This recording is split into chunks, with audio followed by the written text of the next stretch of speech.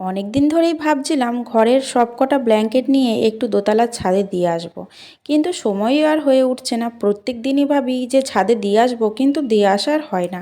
সংসারের এত কাজ সামলাতে সামলাতে আর বাইরের কাজ সামলাচ্ছি, তারপরে আবার এইসব ভিডিও করে ভিডিও এডিট করা, মানে এতটাই চাপ হয়ে যাচ্ছে আমার যে আমি সব কিছু সামলে উঠে এই সব টুকটাক কাজগুলো আর করে উঠতে পারছি না। আর সত্যি কথা বলতে এই সব কটা ব্ল্যাঙ্কেট নিয়ে যেতে আমার সত্যি খুবই কষ্ট হচ্ছিল। তো আমার পক্ষে সত্যিই সম্ভব না যে প্রত্যেকটা দিন এইসব ব্ল্যাঙ্কেটগুলো নিয়ে দোতলার ছাদে ওঠা। তবুও আজকে সাহস করে সব কটা ব্ল্যাঙ্কেট নিয়ে আমি চলে গেছিলাম ছাদে। তো যাই হোক, কষ্ট হয়েছে, কষ্ট হলেই বা কী করব, বরমশাইকে তো আর বলতে পারিনি, তার তো শরীর খারাপ, সে করতে পারবে না।